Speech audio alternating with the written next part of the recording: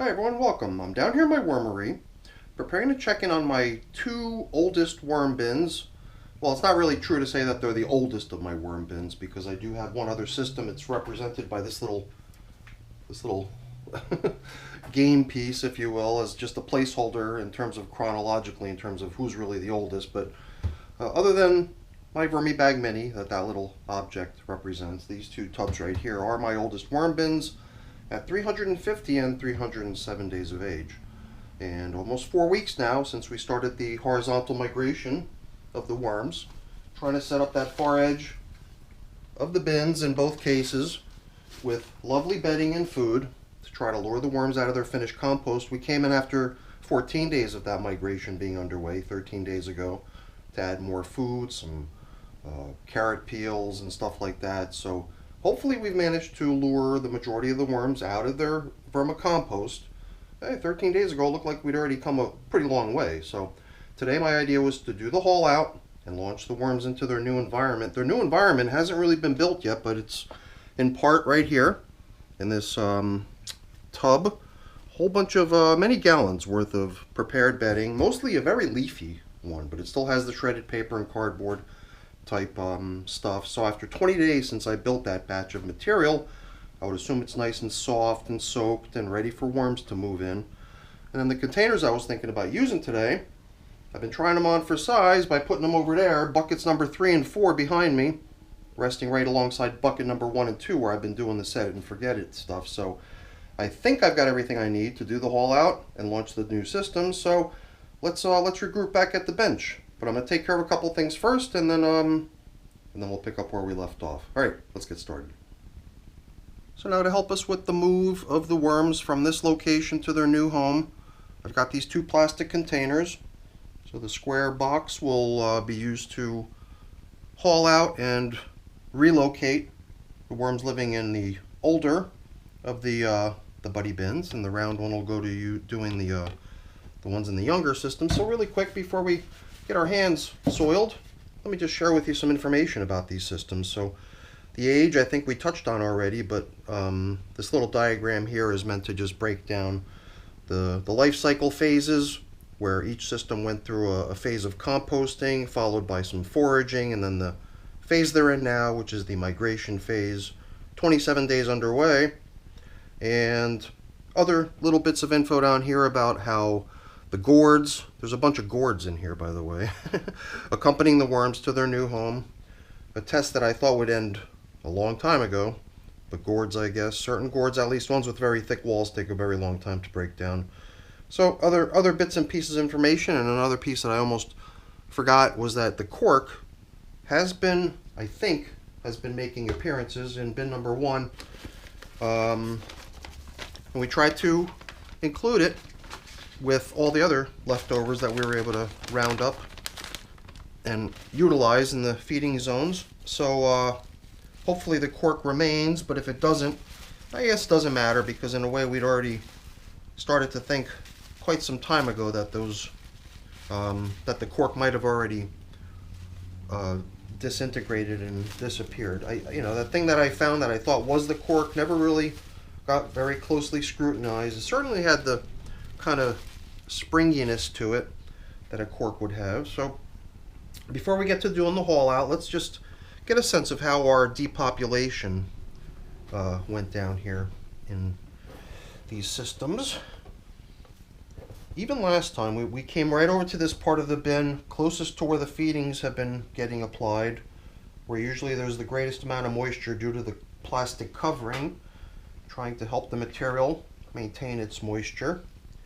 And even here, I'm only encountering here, I saw a worm somewhere over here, got blended in, so it wasn't too smart of me to move the worm further from where I want him to be, or him or her. But I think that right there in itself is already a very good sign that if we wanted to just really consider this material here as truly depopulated, I think we probably could. But I think we'll probably, since I'm not in a real big hurry to utilize this material, I probably will deploy a bait box. I'll probably just take all these castings that have accumulated in both systems and consolidate them into a single container into which we can deploy a bait box. I'll usually do all that stuff offline because it's really nothing more than just basically pouring a container in which there's pretty much no worms over into another container and then laying out some food for them. So not much to be seen there. Here too, look at that, man, so good. I was sort of anticipating that perhaps here we would see something a little bit different, perhaps even more worms still occupying the vermicompost. But the couple poking their little heads through the cardboard divider, or is there even any cardboard divider left down there? Maybe not. It might just be a figment of our imagination. So at this point, I'm definitely convinced that this migration is complete, and any stragglers still left in this material will not appreciate it once it all gets consolidated, but more importantly, once it gets blended in with all this dry stuff that's been sitting on the surface, getting blended into the material that might have up until now still been tolerable for a couple worms to stay in, will just become that much drier and uncomfortable to stay in. So the yeah, any worms remaining in this stuff will just have that much more motivation to get the heck out of it already. But I really wouldn't expect to find many straggler worms in this material, to tell you the truth. So at this point, we're going to be able to consider both of these systems as pretty much harvested, even though the whole deploying of bait boxes to try to round up stragglers, that's all sort of an off the books thing. I don't even treat that as like an active system anymore. In fact, a lot of times I'll even move the material into a different container and not even take note of what the container is or anything like that. So whatever, a little bit weird for a guy like me who likes to jot down everything. So yeah, furthest away from the vermicompost and the far edge of the feeding zone is where we dropped in that last feeding 13 days ago of carrot peel, which is not the sort of thing you really expect to find any leftovers of. All I'm seeing in here is a whole bunch of worm castings. Look behind the worms that came in to enjoy the yummy food. Here you can see some of the gourd. But you know, let's just press on here. Be nice to get over the hump here and get these little guys into their new home.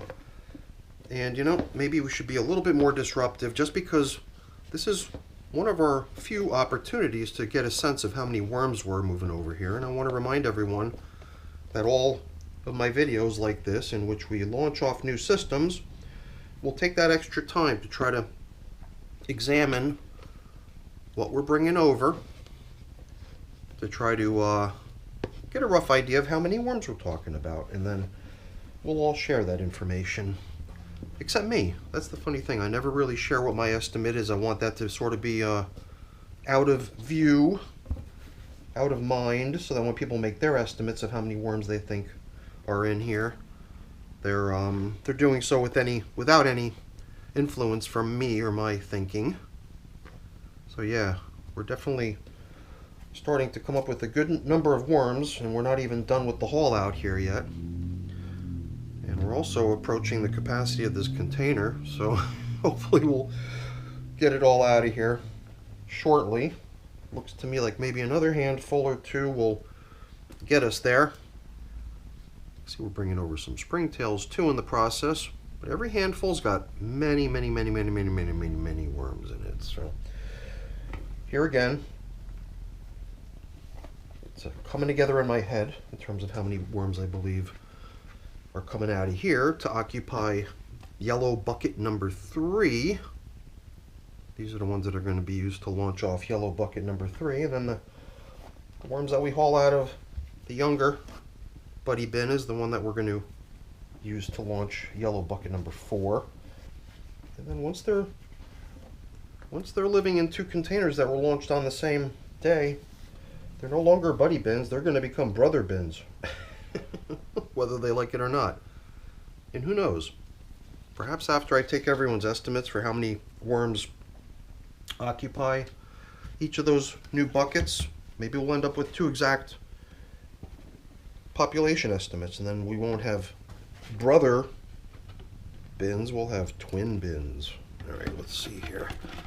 I got a slightly smaller neck opening here to this container, kind of a narrower and taller container with a large handful of stuff, mainly consisting of this huge chunk of gourd. So hopefully I gave an adequate view of the worms that came over in that first handful. Couple little jumbles of them together there, but let's press on here. Try to maintain a good clip here, but oh boy, do so in a way that everyone can still get a sense of what we're dealing with here. Alrighty. I got gourds coming over, which are taking up a whole bunch of space here, making me worry about whether I've got space enough in here to make this happen.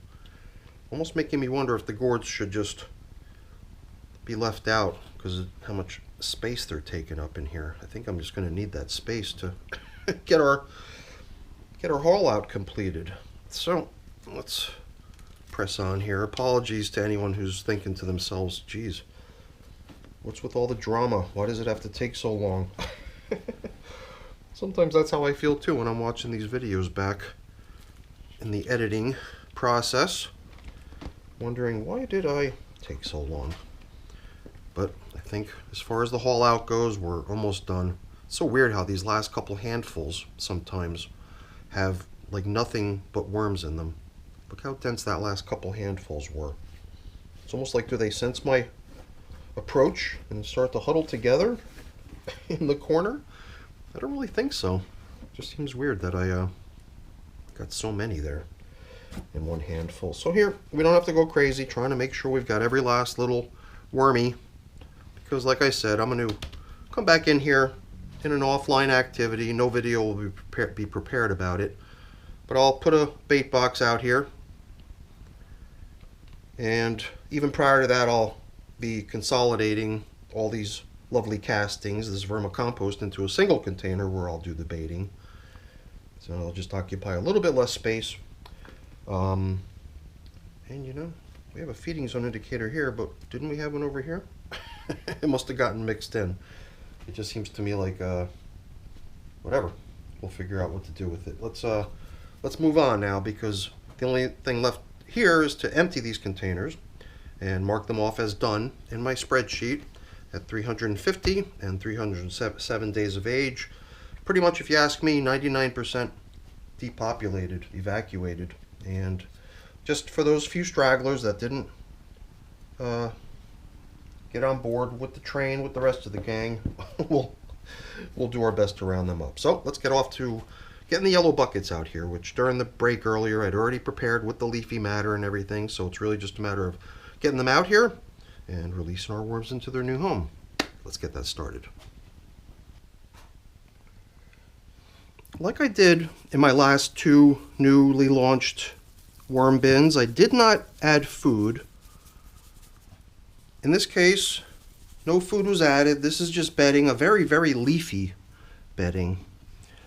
And even a bedding that doesn't have any corrugated cardboard. There's plenty of cardboard in here, but it's all the type of cardboard that you see paper tubes made out of.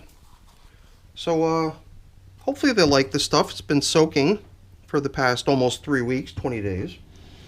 And it's time to introduce our worms. So this is from the 350-day-old system, and this is the plastic that had been covering it. And like I said earlier, I'm going to be counting on you guys, the viewers, to please comment and let me know how many worms you believe we released here into bucket number 3. Let's do this carefully because I don't want to have a big mess on my hands here. And well, you know, the paper's not going to go with them. Oh boy, I already dropped some on my foot. Here we go. Let's just make this happen. All right, we'll get anybody stuck to the container? No, nobody stuck to the container. Let's just jostle stuff around here, and that's going to be about the extent of what I'm going to do. The rest of it is all up to the wormies to move into this lovely new home of theirs, and hopefully we've had enough opportunity to see how many of them there are in here to come up with some good estimates. Please leave a comment.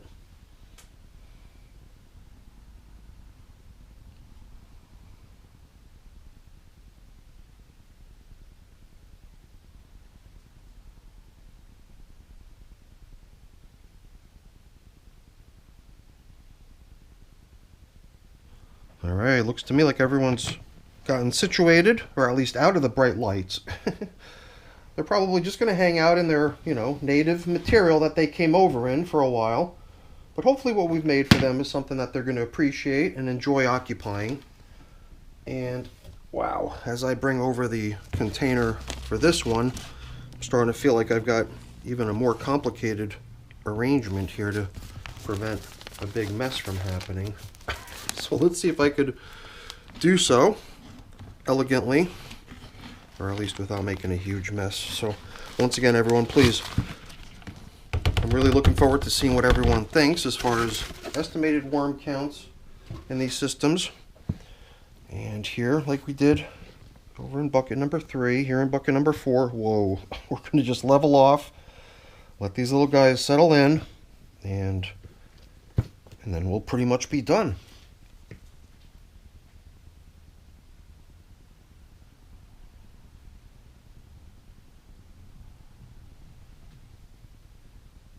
Alright, well, I guess that makes it official.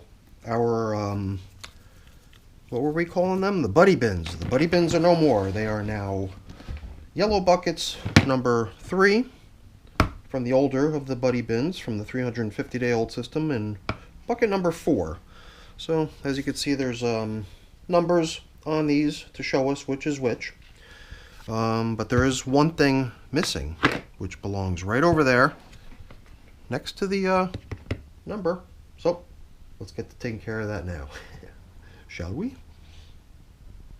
So the same way other systems of mine that don't fit nicely on these shelves are represented with a little placeholder object like these, like the yellow set it and forget it buckets are represented by that yellow object over there. The outdoor worm bag, for example, is represented by this in terms of where it fits in sequentially. So our new buckets are now represented off on the end with that little yellow object. So with only one last order of business, I invite you to join me in welcoming our newest systems here.